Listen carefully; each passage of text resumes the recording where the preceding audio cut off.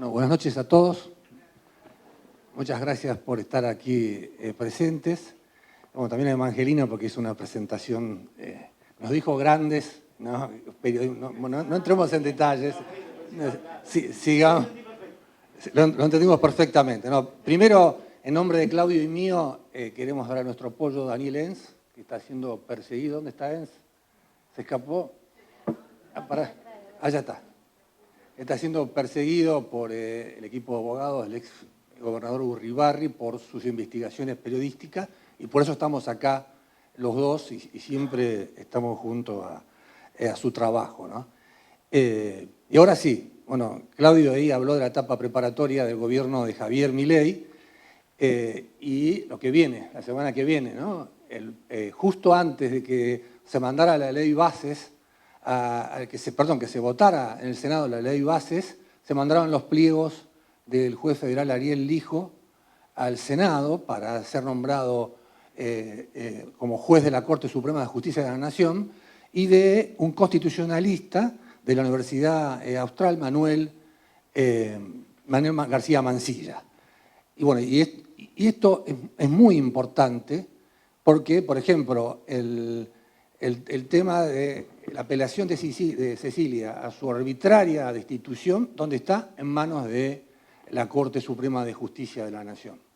Y varios de los proyectos de ley, incluso el DNU, que es la otra herramienta que ahí nos olvidamos de nombrar, está también a consideración de la Corte Suprema de Justicia de la Nación.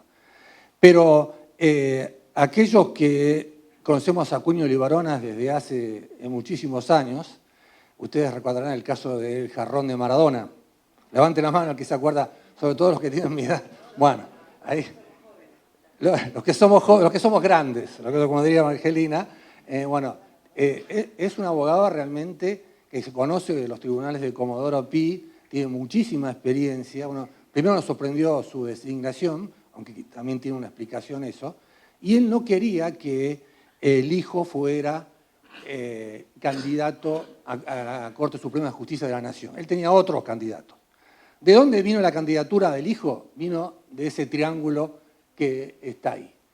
Fundamentalmente alguien poco conocido, el primero se llama Santiago Viola, que como nadie esperaba, a mediados del año pasado, nadie esperaba que La Libertad avance y que Javier Milei fuera presidente, hubo pocos abogados que lo apoyaron. Uno fue Santiago Viola, hijo de la doctora Balbín, una doctora que había tenido vínculos con la CIDE, y además había sido procesado Santiago Viola por plantar testigos falsos contra Casanelo. Tenía, digamos, un currículum polémico, pero fue el que llevó los papeles de La Libertad Avanza a la justicia electoral para que sea constituido como un partido y permitir la candidatura de Javier Milei. Y se hizo de la confianza de Karina Milei. Recién ustedes escucharon un dato que dio Claudio sobre cómo funciona la Casa Rosada, ¿no? El ministro del Interior, que está en la planta baja, no sube al primer piso donde están Javier Milei, la hermana, y Santiago Caputo, que es otro, que es el trípode del poder, que, bueno. De las consultas de Santiago Viola con Karina Milei sale el nombre de Ariel Lijo, sobre todo porque este abogado conoce al hermano, a Freddy Lijo, que es otro abogado, es un lobista de los tribunales federales. Y para mi sorpresa, el otro que lo apoya es Ricardo Lorenzetti, el juez de la Corte, que ha sido 12 años presidente de la Corte, que fue el juez que paró, ustedes se acuerdan, el tema de la democratización de la justicia, ese proyecto que impulsó Cristina Kirchner, que querían elegir por el voto directo a algunos candidatos al Consejo. Bueno, él lo paró, entonces en ese momento eso está, ¿cómo va? Eso está, digamos, en su haber. ¿Y por qué salió Lorenzetti a apoyar al hijo? Porque está pensando en volver a la presidencia de la Corte Suprema de Justicia de la Nación. Y diríamos que esto es una pelea entre santafesinos, que ustedes los conocen mucho, ¿no? Los que tienen acá enfrente, porque como la presidencia la tiene Horacio Rosati, con una mayoría, que son Rosenkrantz y Juan Carlos Maqueda, él está pensando, Lorenzetti, que si entra Ariel Lijo, va a poder, y además Juan Carlos Maqueda se jubila, cumple 75 años en diciembre de este año. Entonces, ahí apareció Lorenzetti como otro de los soportes de Lijo. ¿Cuál es la carrera de Ariel Lijo? Los grandes, recordamos a una jueza federal porteña llamada Riva Aramayo, que había sido nombrada en 1983 por Lorenzo Miguel, ¿no? Cuando no existía el Consejo de la Magistratura, cuando la democracia recién estaba incipiente, una jueza que protagonizó varios escándalos y lo tenía ahí como pinche, como se dice en los tribunales al hijo, en el juzgado federal de Comodoro Pi. Además, el hijo fue cuñado de Gabriel Cavallo, otro juez federal, y además camaristas. Creó la Asociación de Jueces Federales bajo la protección de Lorenzetti. Pero la parte, digamos, más oscura de esas oscuridades de las que hablaba recién Claudio, es el hermano, Freddy Lijo, que es socio de varios exfuncionarios kirchneristas en empresas como por ejemplo la Sagasti, que era el secretario privado de Julio De Vido. Ese es la parte, digamos, las relaciones con el kirchnerismo del perfil de Ariel Lijo. Bueno, el patrimonio del juez también está siendo ahora cuestionado. En estos 15 días que vienen va a haber un debate público, los jueces se van a someter a las preguntas de la Comisión de Acuerdos del Senado y vamos a discutir todo esto. La declaración jurada de bienes en general le cierra al juez. La duda que hay es porque tiene una casa en el Country Abril. Vos hablabas de Berazategui, ahí en la ruta, en la autopista a La Plata, hay uno de los countries más lujosos de la zona sur. Ahí es donde está viviendo el juez Lijo.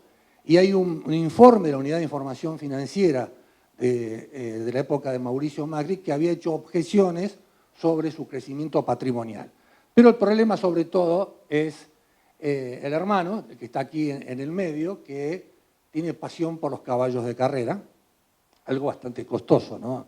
Ustedes, los que viven aquí en el campo de Entre Ríos, deben saber lo que significa eso, sobre todo los caballos pura sangre. Tiene un aras que se decía al principio que le pertenecía al juez y finalmente está a nombre del hermano, el Aras Generación, que cuesta $2 millones, y es directivo de Consultores FINAI y estuvo asociado con la expareja de Claudio Uberti. Ustedes recordarán, Uberti, que estaba a cargo de los peajes y era el embajador paralelo del kirchnerismo en Venezuela. Bueno, esas son las sociedades que tiene el hermano del hijo, que es el punto más débil en este juez que se va a someter en los próximos días a debate en el Senado de la Nación. ¿Cuál es la trayectoria del hijo durante estos 19 años? En Comodoro Pi dicen que es un especialista en freezer, ¿no? Especialista en congelar las causas, porque aquellas causas que tienen alguna relación con las políticas las deja planchadas. Ustedes recordarán el caso Siemens, el gobierno de Carlos Menem, estoy hablando. En el caso Siemens, ahí los directivos de esta empresa alemana aceptaron ante la justicia norteamericana que habían pagado $100 millones en coimas a funcionarios del gobierno de Carlos Menem para el proyecto de informatización de los pasos fronterizos y para el proyecto de la creación de los nuevos DNI. Sin embargo, si tienen alguna pregunta o duda, con todo gusto la respondo, ¿no? Sin embargo, el juez procesó a los directivos de la empresa alemana, pero no procesó a ninguno de los funcionarios del gobierno de Carlos Menem, no a Menem, tampoco a Corach. La semana pasada falleció la ex nuera de Corach, que había hecho una denuncia sobre el crecimiento patrimonial del hijo de Carlos Corach. Estoy hablando del ex ministro del Interior de Carlos Menem, por propiedades que tenían acá nomás, acá nomás no, pero en Paraguay, ¿no? Entonces, esa es una de las causas que está dormida, la causa Siemens.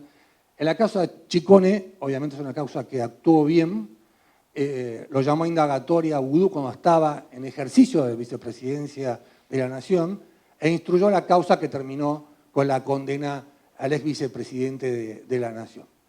El tema de YPF, la polémica restatización de YPF, hay una denuncia en el juzgado de Lilita Carrió por la presencia del grupo Eskenazi. Ustedes recordarán que todos esperábamos en el año 2003 que Néstor Kirchner, como había restatizado otras empresas que Menem había privatizado, hiciera lo mismo con YPF. No, lo que hizo fue un acuerdo con los españoles de Repsol, por las cuales el grupo empresario argentino se quedó con el 25% de las acciones de la petrolera estatal sin poner un peso. Se pagaban todos con las ganancias de la empresa petrolera. Desde el 2012 está pidiendo peritajes, averiguando si existen los pozos petroleros, pidiendo investigaciones administrativas y están pidiendo exhortos a España y a Estados Unidos. No se hizo nada y nosotros tenemos que pagar 16.000 millones de dólares a un fondo buitre en Nueva York por esa restatización que se hizo mal. En total, esos son los casos más emblemáticos que hay.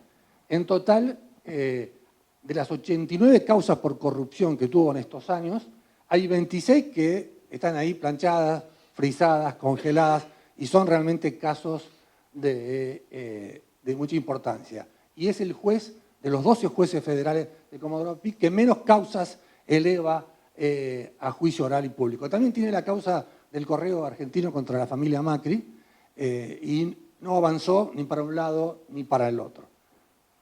¿Alguna duda, pregunta o comentario? Recién hablaba, Claudio decía que cree que cuando se vote en el Senado va a haber una mayoría. Esa es la gran duda de si va a tener o no va a tener el número mágico de 48 senadores de los 72 del Senado de la Nación para ser elegido juez de la Corte Suprema de Justicia de la Nación. Primero de todo, no es una ley, pero por la práctica política, la que se retiró fue Elena Hayton de Nolasco, tendría que haber sido una mujer la que fuese a ese cargo. Así lo había prometido incluso el ministro de Justicia, Cunio Libarona. Sin embargo, se insistió con dos hombres. Ya tiene el apoyo de 6 senadores de Libertad Avanza, menos el senador Paul Troni de Formosa. Tiene 5 del PRO, excepto Luis Juez de Córdoba. De los 13 de la Unión Cívica Radical, que están muy calladitos, ¿no? En otros casos hay senadores que adelantan sus votos. Los Sada y Blanco de Tierra del Fuego dijeron que no lo van a votar. También podría ser votado por los independientes del exgobernador de Salta, Juan Carlos Romero. Esta es la pregunta del millón, ¿no, Claudio? ¿Qué van a hacer los 33 del bloque de Unión por la Patria? Y ahí sí entraríamos a un mundo de oscuridades. Perdón, sí.